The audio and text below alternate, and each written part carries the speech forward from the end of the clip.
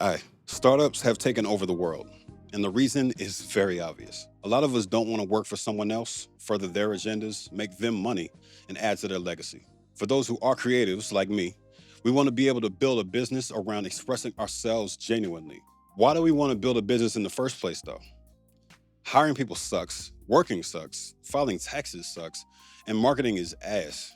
Well, life is expensive, and we all need money to live. None of this is news, but we needed to lay the foundation before getting to the discussion. I mentioned in multiple prior episodes of my series Deep Dives that I co founded a venture backed startup in 2021. I got deeper into it in the crypto episode, but promised that I'd give y'all the full story. You're about to get the real info on what it's like to start a company, succeed in an accelerator program, find investors, get funded as a minority led startup, run that startup, and watch it implode in real time. I'm not naming my co-founders here, but these names are relatively easy to find. Y'all know I don't waste a lot of time on intros. Let's get it. There's four original members of our company: the techie, the exec, the marketer, and the creative. In case it wasn't obvious on the last one, these roles don't describe the only thing each member contributed to the company, but they do sum up our executive roles as co-founders. Now that we got the identifiers locked in, let's move on to how we came together in the first place. The techie is a former NFL player turned programmer with a larger-than-life personality and endless enthusiasm that can bleed over into obsession. He built a phone game that rocketed to the top of the Apple App Store while he was still a player, and that gave him the experience and connections to develop several more ideas. The app idea that brought us together was originally called Artist Concerts, and it was exactly what it sounds like: a virtual concert ticketing and hosting solution that made perfect sense as we entered the depths of the pandemic. He recruited a couple partners to help with coding and operations before we ever came into the picture, then separated himself from those guys due to a racist incident. Faced with a blank slate and a promising idea, the techie did the logical thing and went searching on Twitter for a dedicated young marketer who would match his hustle. The marketer is a mid-20s entry-level guy from Chicago with some informal studio management experience, who loves hip-hop and has relationships with several local artists. When the techie put out a tweet looking for assistance building his dream company, the marketer jumped at the opportunity. He started helping the techie set up the framework for some of the things I'd take over later, such as social media presence and knocking out basic designs for event flyers as they began to test the product out. That brings us to yours truly, the creative. The first two co-founders decided to run live stream virtual concerts in big cities to get a proof of concept for the app, right? And since the marketer was in charge of finding the talent, his personal music taste was ultimately a big influence on how that process went. He was a fan of mine. I got the email from his Artist Concerts handle and didn't have any idea what this product was or why he was asking me to headline and curate a concert, but it seemed like a legitimately great idea, so I was down. I could walk y'all through my creative history to make sure you know how qualified I am. I'll just sum it up like this. My music didn't make me famous, but it did eventually make me relatively accomplished through multiple TV placements and custom commissions for producers all over the world. As for my cinematography work, I did local event recaps and music videos for Atlanta artists, including myself. I did everything for this live streaming concert: recruited the artists, made a promo video starring the whole lineup, designed the flyer, streamed the show on my own camera, the one y'all are watching this through. During my set, the piece of equipment that sent the camera feed to the computer went dead, and I figured out the problem, then changed the battery out while rapping my opening track without missing a single lyric. In other words, your boy was overqualified to become the newest member of the co-founding team. They approached me shortly after, and I was more than down. This was a chance to leave my 9-to-5s behind forever and be part of something that helps artists make more money. We got one more member to cover: the exec. The techie happened to have an old football colleague who played pro in Canada, but both of them were living in ATL in 2021. They'd stayed in touch over the years, and while the techie ended up exploring programming and landed jobs at companies like Coca-Cola, the exec was getting his MBA and leading departments as VP, while his eye was really on the top job. An opportunity to run a promising startup, combined with the team the techie had assembled, was enough for him to get invested and become our fourth co-founder. The team was fully assembled, and by March 2021, we were meeting regularly and looking for investors in our new company, now called Fansub. That stood for fan subscription. We didn't know this at the time, but the genre of fansub anime was bigger than we thought, and that messed with our SEO a little bit. There's worse problems to have when it comes to your name, though. We were straight. The exec had a decent network established from his time as a corporate leader, and the techie had some rich contacts from his NFL career, but none of these really panned out. We had meetings with Atlanta record label heads and other well-connected people that talked a big game, but wouldn't pull the trigger on an untested idea with a decent amount of market competition. We needed a way into the VC ecosystem via an accelerator program. A VC is a venture capital fund, AKA the money people, looking to make a profit off your business after they write you a check. What's an accelerator?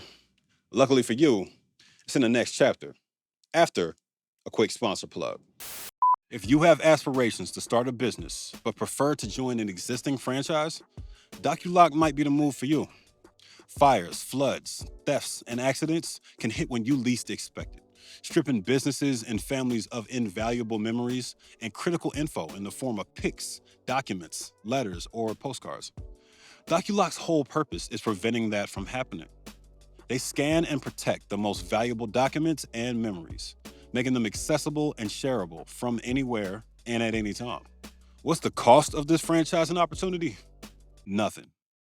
Nada. You're a 1099 contractor hunting down paper to create projects, filing cabinets, banker's boxes, etc. Close the deal, ship it off on their dime, and get paid 50% of the gross amount. Free training and lead lists, no equipment required, and you can close deals on the phone instead of driving if you want to. If you want to move into a franchising location at some point, those details are in the video description. You get franchise fee discounts, own your territory for 10 years, and more. Be proactive about your future. And hit the link below to check out DocuLock's franchising opportunities. I've spoken pretty extensively over the last month with the founder, Paul Janicek. These good people. Told y'all I'd be quick. Back to the story. Hypothetical. You're a nobody who nobody knows, and you need money to do your thing. I know someone knows you, and you're not really a nobody. Just go with it. Startup founders have a few ways to get the attention of venture capital firms. Know them already through your network. Mob their offices and stuff flyers under their car windshield wipers. Hit them up on Twitter, or get accepted into an accelerator program that helps refine your business and provide a financial boost to get you rolling. In our case, we landed an interview with an accelerator program based in Tulsa that was recruiting in Atlanta for their first cohort ever. We were the last interview of the day, and we nailed that. We basically walked in and kept it real. We're self-funded. We have all the necessary skills to connect to our target audience and run this business without crashing it into the ground. And 3 out of 4 of us are Black. This particular accelerator was targeted at minority-led founder teams in an effort to contrast Tulsa's painful Black Wall Street history with direct investment in people that look like me. Pro tip, if something about your founding team makes you stand out, even if it's race, it's likely a good idea to target accelerators that consider that factor. Roughly 2% of Black startups got funded at the time, so we needed to get it by any means. This accelerator was called Act Tulsa. I have no problem saying their name because this section will be entirely positive. They're the homies. Their staff is dope, diverse, and dedicated to making sure every company that comes through their doors looking for funding has the best experience possible. Whether that experience ends with funding or not is not entirely in their hands. The Act Tulsa Accelerator was brand new, but it was obvious that they had put a lot of work into crafting the programming and working out who to get involved in the process. I'm getting ahead of myself though. How did 3 guys from Atlanta and 1 from Chicago get to Tulsa? We had 2 weeks to make a decision after finding out that Act Tulsa wanted us to be a part of the program. At the time, it didn't mean a permanent move, but we knew that would be on the table once we found out that the program would take place over 8 weeks. We'd be getting $70K in 2 installments, but there were strings attached. If we got picked up by a VC firm or sufficiently funded beyond a certain threshold after the accelerator, we needed to pay that back or potentially fold them into the seed investor pool. I'm gonna put a disclaimer here because I wasn't the money man, the exec was. That's the gist of the arrangement though. We all made a pact that we'd be full-time in the startup by January 2022. And since the techie and the marketer were already full-time, that meant the exec and I had to make the leap by then. That was my first time quitting the job with the intention of never returning to the corporate world as an employee. It wouldn't be my last. Over the course of that 8-week accelerator, we had to acclimate to Tulsa, move into a house together, and split all the bills between us, with some taking on more of that financial burden than others. We also learned more than I ever could have imagined. How to craft a more effective pitch deck, how to streamline our business into the most lean iteration imaginable, how to test audience segments to determine who our real customers were, recruiting investors, defining our departments, etc. I was in a cohort with the founders of some startups that would go on to become huge players in their respective fields, and others that would fade into insolvency shortly after the accelerator ended. Some founders dipped out before the accelerator finished, and others were persuaded to join forces with other founders to consolidate their related ideas. At the end of the day, Act House is run by professionals with sufficient experience to take our rough ideas and turn them into a version of it that's viable enough to attract millions of dollars in funding.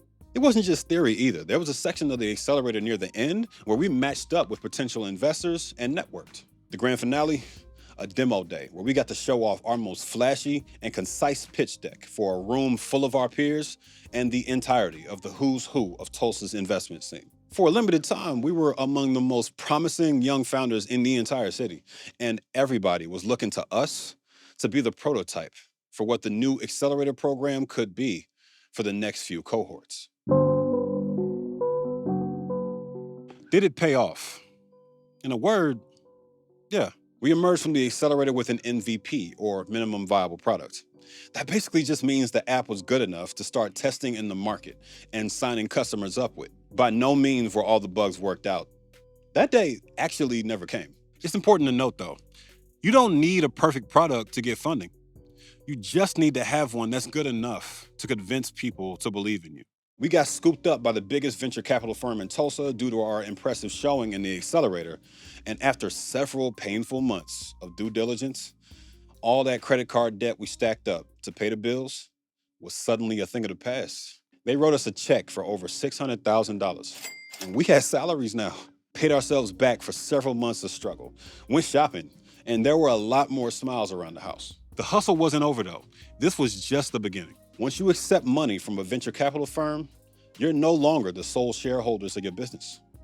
In our case, that meant at least 30 to 35% of the company's shares spread across the VC firm and a few smaller investors that helped us get to over $1 million in total funding. I had about 600,000 shares as FanSub's chief production officer, which is a pretty wild number to see on paperwork. Trust me.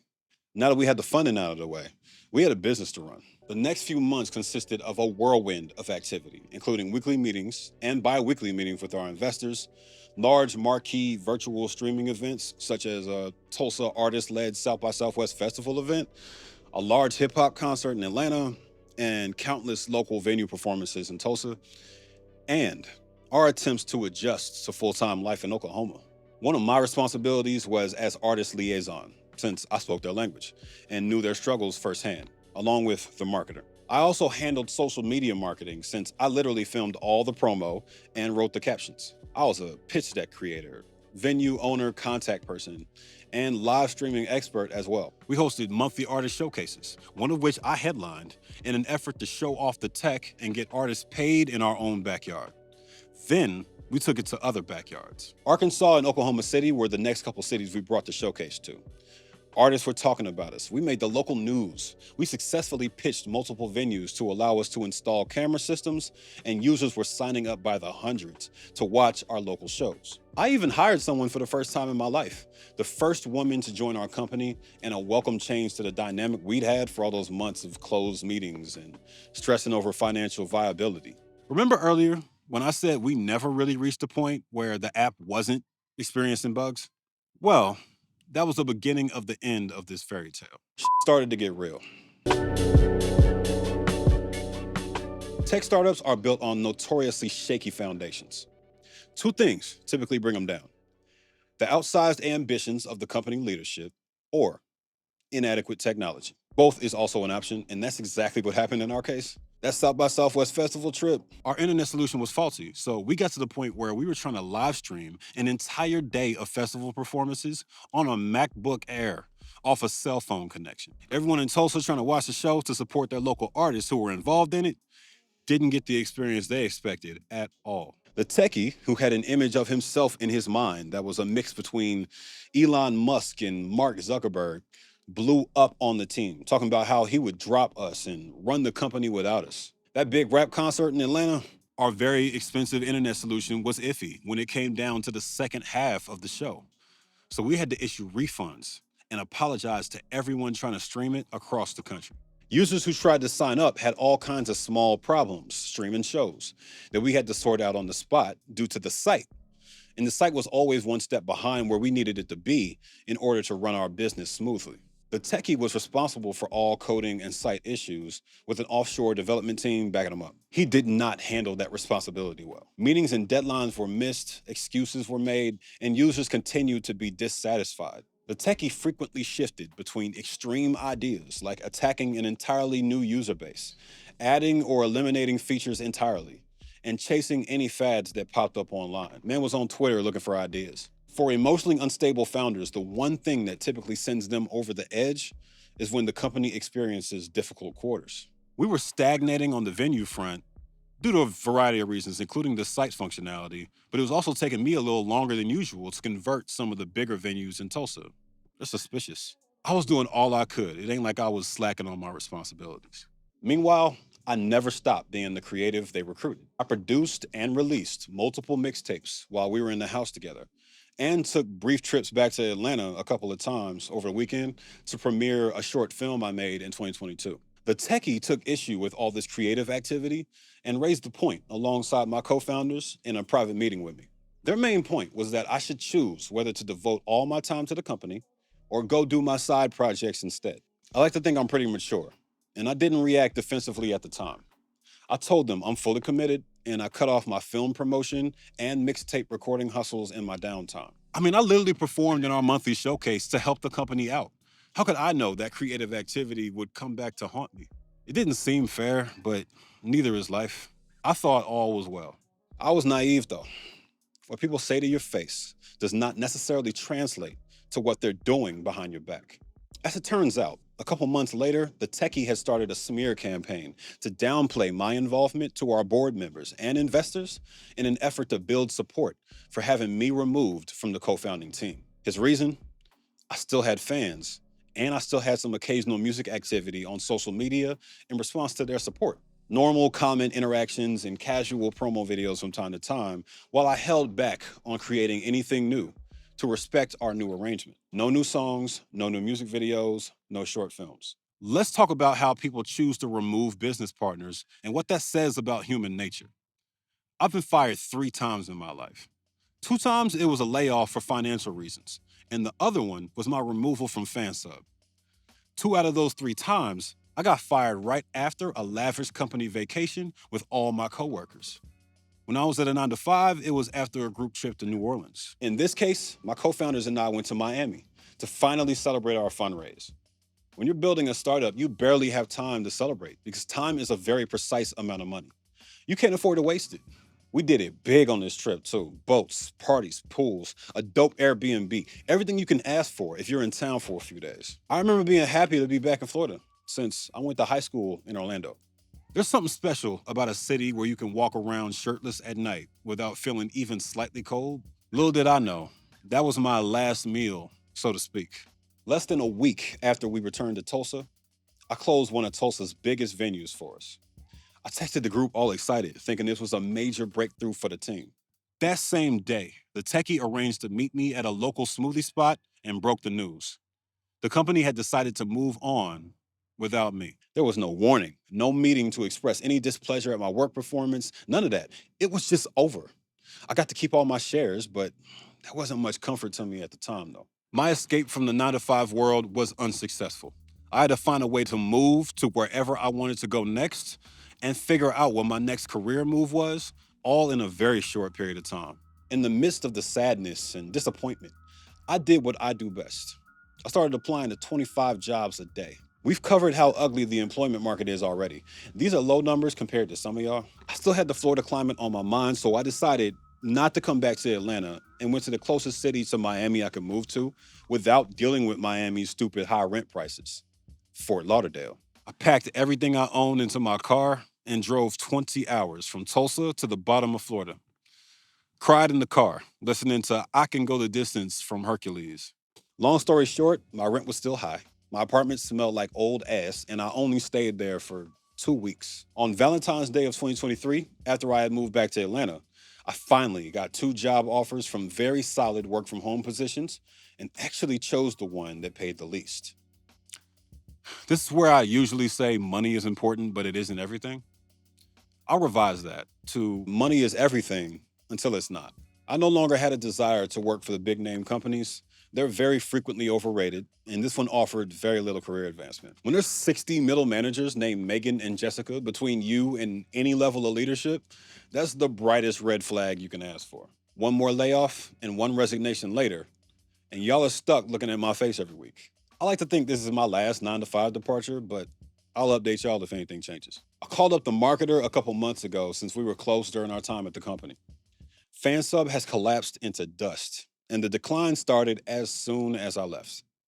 As the cherry on top, a certain person allegedly participated in fraud and tried to get the other co-founders kicked out. But that ain't really my business anymore. Do I feel vindicated by all this? Absolutely, I do. When it comes to work, trust contracts, not people. We were brothers. We lived and partied together, struggled together, and changed our lives together. The marketer and the exec didn't want me gone, but when it came down to it, they didn't try to save me either. I met with those two for closure before leaving Tulsa, and it was clear that they were apologetic. If y'all are watching this, I do forgive you. Holding on to this is something that would only hurt me in the long run, and I deserve that freedom. For anyone starting their own business, look beyond the skill set of the people you're working with and search for their integrity. In our case, we had no way to act on the multiple red flags we saw because the techie was the primary shareholder. People who create companies need checks and balances to prevent them from becoming unstable and unpredictable. None of us are perfect, and your company's structure exists to ensure it can't be blown up on the whims of any one person. If you've founded a company or are currently in the midst of trying to get funded, let me know about it in the comments. I'm not here to crush anyone's dreams. I actually want all of y'all to succeed. You just gotta be prepared for the worst.